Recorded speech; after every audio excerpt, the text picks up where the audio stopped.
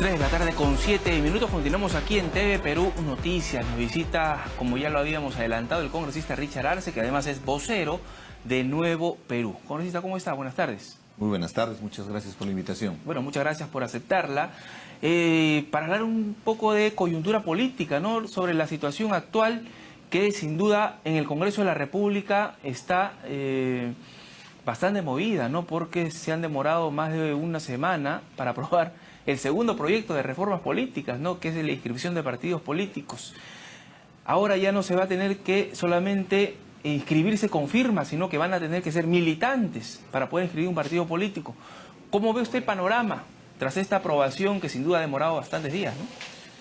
Lo primero, expresar que es importante que el Congreso de la República cumpla la responsabilidad delegada por el Pleno del Congreso al otorgar el voto de confianza al gabinete sobre una política pública que está relacionado a la reforma política que garantice la institucionalidad de los partidos políticos, procesos electorales legítimos, con una muy buena representación de la población y sobre todo se transparente los procesos electorales. Con todo este escándalo de Lavallato nos hemos dado cuenta que existía financiamiento ilegal, financiamiento ilícito a campañas políticas y que se imponía la fuerza del dinero por encima de la democracia y la representación como se garantiza. Y en realidad el trabajo que se ha hecho esta semana en la Comisión de Constitución es muy importante porque hay un giro de 360 grados.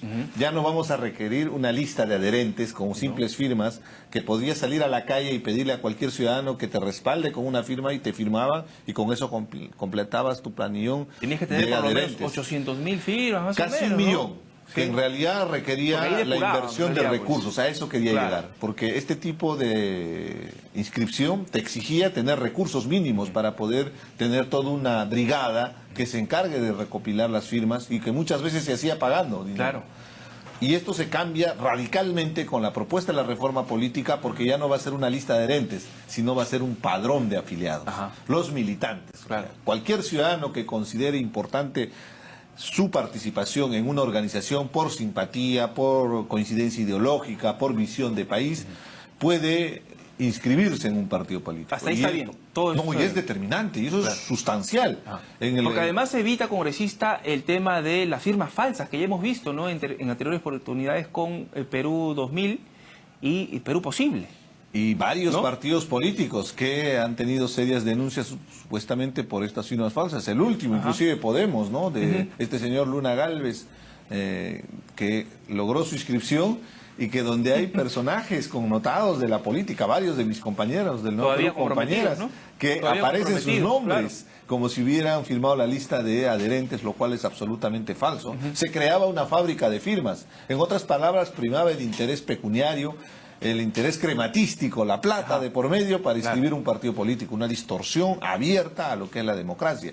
Ahora, con esta propuesta que el gobierno planteaba 0.075% sobre la base del padrón, el padrón electoral que se tiene, lo cual era más o menos 14.000 ¿no?, militantes inscritos. O sea, un militante es aquel que va a un partido político, se inscribe con su ficha de inscripción y esa información se registra en el registro de organizaciones políticas, el ROP, del Jurado Nacional de Elecciones, donde apareces como si tú eres parte de esa organización política. Pero el Congreso ha elevado la valla, no es 0.75. Ahora se ha elevado a 0.1%, que estamos hablando de más o menos 23.000, sobre la base del padrón de electores. Nosotros habíamos pedido que sea sobre la base del padrón de sufragantes, porque hay una diferencia. Lo que sucede es que en toda elección hay un alto número de omisos a las elecciones, que es del orden del 20-25%, a veces ha llegado hasta el 30%. O sea, gente que no va a votar a pesar que hay una sanción, hay una multa por no hacer ejercicio de tu derecho electoral. Estaríamos hablando de unos 16.000, 17.000 militantes. Sí es importante la diferencia, porque ojo, una cosa es una simple adhesión con una firma y otra la militancia activa como la que tenemos en el Nuevo Perú. Tenemos organización en las 24 regiones del país y tenemos militantes que participan activamente en los congresos parlamentarios, en las escuelas políticas. Hay comités provinciales, distritales, y ese es el activismo, y que tienen que participar justamente en cada proceso electoral. Eso es justamente la motivación que tiene esta propuesta de que sean ya militantes y no sean adherentes. Ahora, pero el temor era de que con estas iniciativas se van a crear muchos partidos políticos. No, al contrario, porque tú puedes tener la intención de formar un partido político y tú tienes que tener 24.000 militantes Ya. que participan activamente, que se reconocen como tal, como militantes de tu partido político. Eso no es nada sencillo. Va a ser Porque no es nada sencillo para los que son cascarones, para los que son membresías o gente que pervierte la democracia. Actualmente existen 26 organizaciones inscritas en el ROF. ¿Cuántos de estos partidos políticos seriamente son partidos políticos con organización? ¿O son simplemente membresías que se ofrecen al mejor postor, tipo una franquicia en cada elección? Y en realidad se ha convertido hasta en una especie de negocio. Al extremo que cuando veían que de repente no tenían ninguna posibilidad de llegar a las vallas límites, como el 5% de la votación, ¿qué hacían? Simplemente retiraban la inscripción del proceso electoral para seguir manteniendo esa inscripción para poder seguir negociándolo en cada campaña. Ahora, con esta militancia están obligados las organizaciones, los colectivos que tienen confluencia en función a ideas, a visión de país, a ideología también, por supuesto, y que piensan participar en una elección, tener que mostrar ese activismo. Porque también hay otra propuesta que todavía no se está viéndose respecto a las primarias. Las elecciones primarias, Las elecciones primarias requieren una capacidad de organización para que la gente participe en esas elecciones primarias y tengas tu participación también en Y si cada no pasan proceso cierta electoral. cantidad de la valla, creo que se retiran también, ¿no? Ahí está la otra discusión respecto, por ejemplo, en el tema específico, para poder inscribirte, lo que hemos tratado el día de hoy en la Comisión de Constitución, está referido básicamente al tema de la suspensión y la cancelación, porque ahí hemos hablado del tema de la inscripción, con los detalles que te estoy dando del 0.1%, pero también hay otra exigencia, hay la exigencia de los comités electorales. Comités regionales y provinciales. La Comisión Hablan Especial de había 4/5 hablado de 50, creo, ¿no? A nivel de nacional. 50 comités nacionales. Ahora Ya. se está hablando de un poco más de, creo que son 67 comités provinciales. Es lo que ha aprobado la Comisión. Es un tercio del total de los comités provinciales que existen a nivel nacional. O sea, por ejemplo, yo soy de Apurímac. Yo nací en la provincia de Andahuaylas. En mi región, en Apurímac, tiene 7 provincias. Entonces, si te piden un tercio, si solamente agarraríamos Apurímac, sería en un tercio de las 7 provincias, estaríamos hablando de 3. Pero en realidad te están hablando a nivel nacional. Trato de hacer solo la analogía, porque en realidad para el tema regional sí te exigen los 4/5. Esa es la propuesta primigenia que viene en el Ejecutivo. Lo concreto, regresemos al tema de cuáles son los requisitos. Te exigen 4/5 de comités regional. Tenemos 25 regiones, estamos hablando de un promedio de 19, 20 regiones donde tienes que tener comités inscritos. De la misma manera, te están pidiendo un tercio de comités provinciales, con lo cual estamos hablando de 67 comités provinciales entre el total de provincias que existen en la región. Entonces, y un comité tiene que estar conformado por un mínimo de 50 afiliados. Gente que milita activamente en el partido, que tienen un comité provincial con su presidente, su secretario, cada uno de los sectores, cómo funcionan los partidos políticos, con su estatuto que le permite organizarse. Militantes. Estamos hablando de militantes, de afiliados inscritos en el ROF.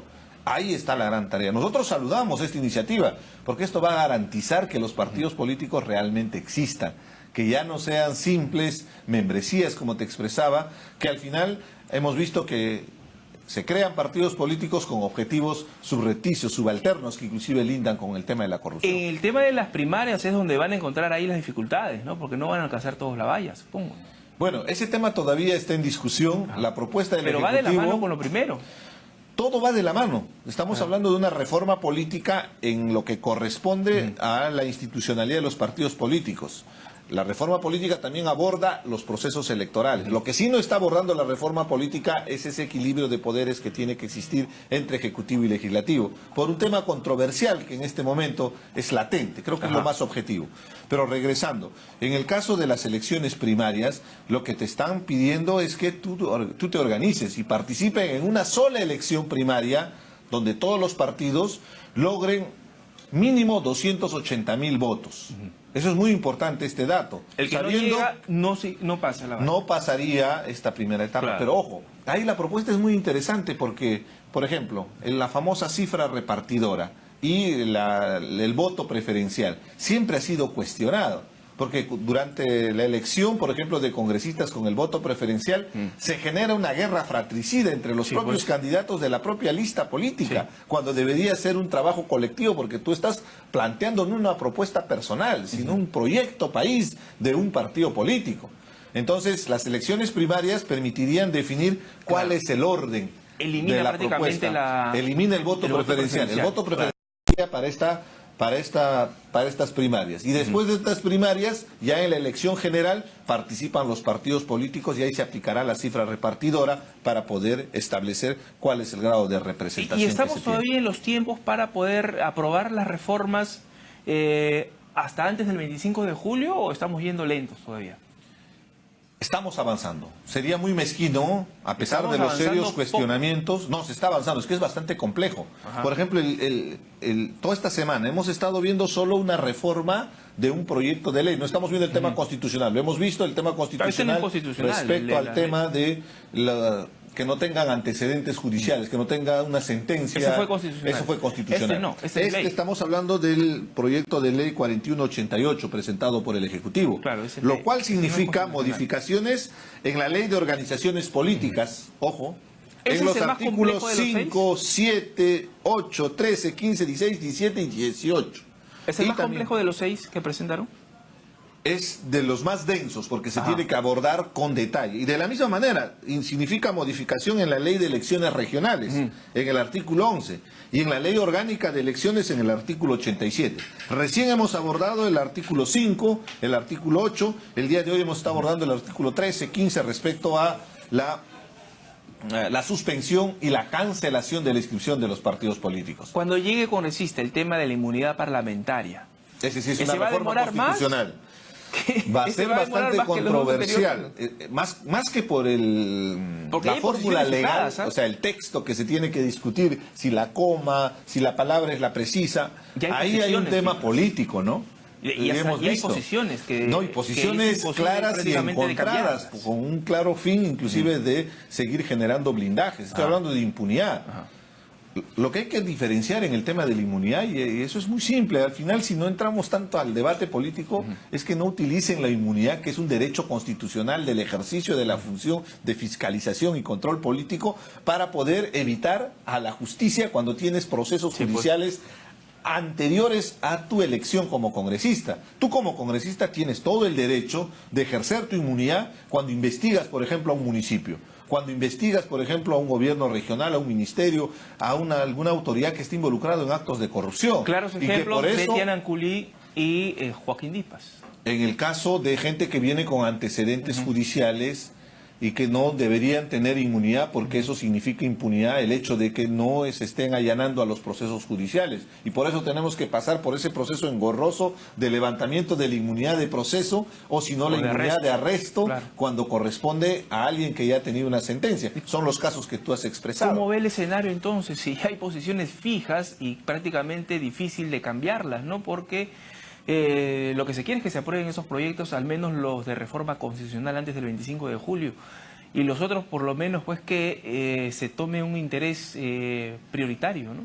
En teoría debería esto seguir su conducto regular, o sea, con objetividad, debería hacerse la diferencia que te estaba expresando. Pero la realidad es otra, porque hay juegos políticos de por medio. Y ahí fíjate la gran responsabilidad que tiene la Comisión de Constitución, la congresista Bartra como presidenta y todos los miembros titulares, que tenemos que ver en perspectiva respecto a lo que va a suceder en el futuro con estas modificaciones legales. Acá se tiene que aplicar prospección, o sea, ver el escenario futuro, no el escenario solamente de este contexto, de esta coyuntura política que estamos viviendo. Pero bajo la presidencia de Rosa Bartra, ¿usted considera que esto se va a aprobar? Bueno, hemos sido muy críticos, hemos hecho el voto de confianza en contra, no porque no estemos de acuerdo con la reforma política, sino porque no creemos en que el fujimorismo tenga la capacidad de asumir con responsabilidad esta reforma política. Pero también, o sea, no voy a ser mezquino, estoy participando en la comisión y estoy viendo cierto nivel de predisposición para continuar el proceso. Veamos cómo se desencadena. Hay que estar alertas, hay que estar consecuentes cuando se vea alguna modificación al espíritu, a al objetivo que se tiene en esta Claro, reforma política para que no se distorsione como sucedió cuando hubo el referéndum. Recuerda bien, había el tema de la bicameralidad, que tenía el consenso Claro. de casi todo el Hasta país. el propio presidente dijo Por no. supuesto, pero ¿qué hicieron en la comisión? Lo desnaturalizaron. Entonces, con esa experiencia previa, estemos muy alertas para que no se pretenda tumbar la reforma política, que no es la solución al problema, ojo, pero No, sí claro. es un buen inicio para fortalecer la institucionalidad de la representación que son los partidos políticos. Es el punto de partida para estos actos de corrupción. Si tienes partidos que en su génesis, en su acta de fundación, de creación, ya están pervirtiéndose porque prime el dinero, falsifican firmas,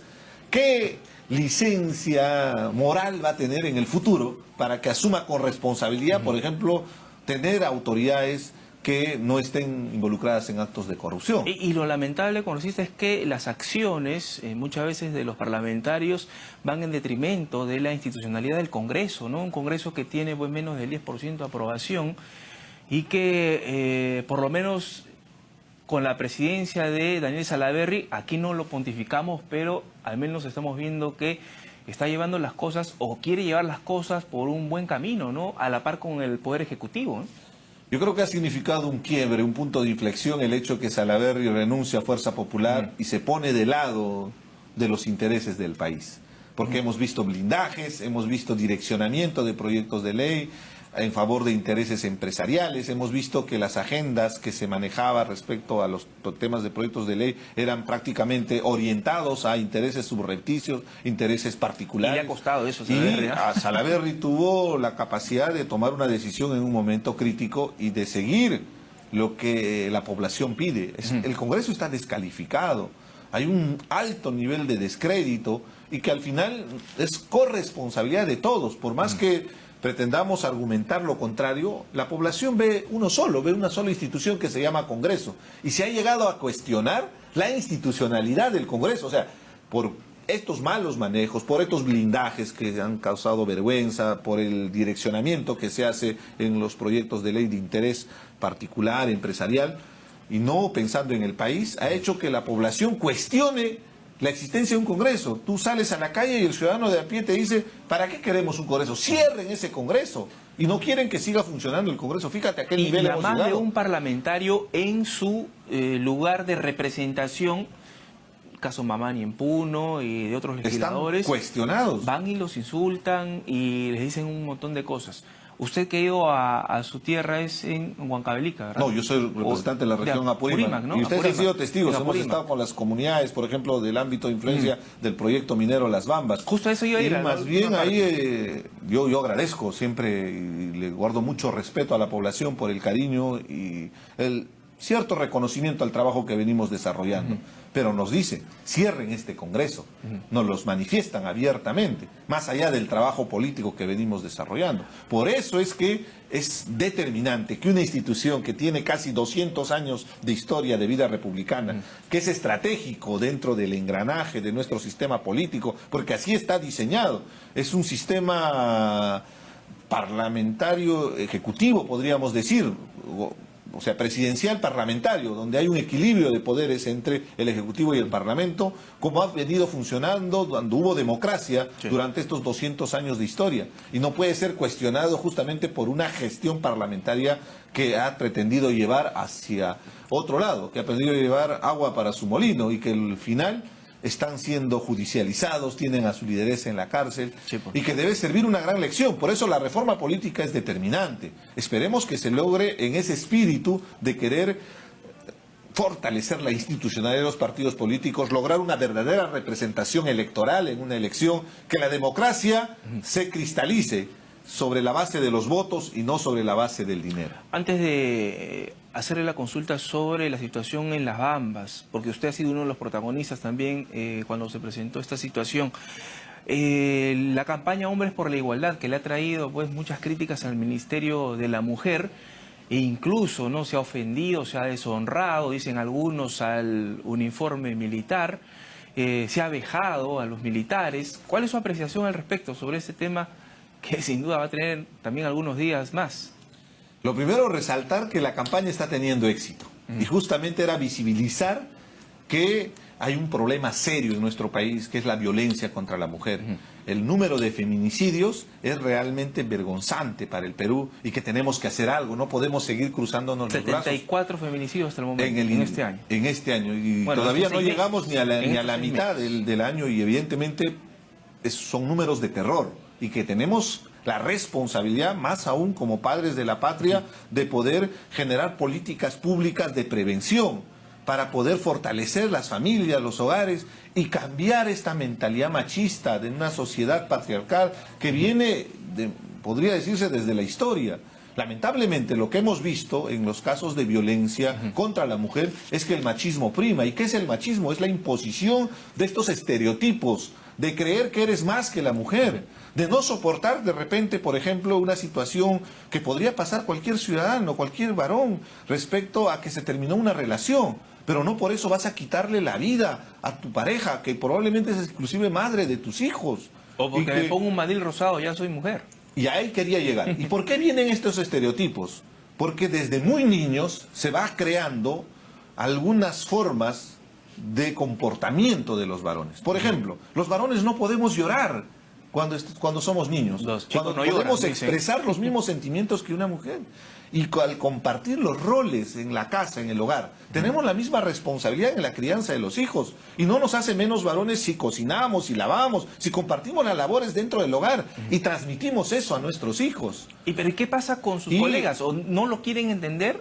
¿O qué pasa? No, pero si tú estás viendo que hay toda una campaña que se pretende tumbar toda una política pública de la educación con igualdad de género, que permite justamente que nos respetemos entre varones y mujeres, que convivamos en el respeto y que hay diferencias, por supuesto, pero la violencia no es el camino, menos la agresión. Y que donde se llega al extremo del uso de la fuerza, porque el varón tiene mucho más fuerza que la mujer, me refiero a la fuerza física, y de eso se aprovechan y agreden a las mujeres. En una circunstancia de esa naturaleza, lo que tenemos que hacer es promover el respeto tanto de varones y de mujeres y de compartir los roles. Si bien es cierto, los varones en su mayoría de casos tenemos la responsabilidad del rol productivo de generar los ingresos para la familia, también podemos compartir los roles reproductivos y que el trabajo que realiza una madre en una casa, una mujer en una casa, es tan valioso como la generación de los ingresos. Han pedido la renuncia de la ministra. ¿Usted la apoyaría, no? Me parece una aberración, al contrario. En ningún momento se ha denigrado la imagen de los militares, menos se ha ofendido y se ha mancillado la honra del uniforme de nuestro glorioso ejército peruano o de nuestras Fuerzas Armadas.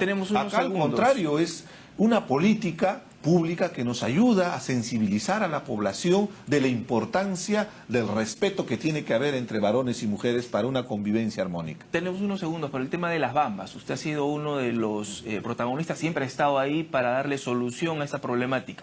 ¿Cómo se está manejando actualmente?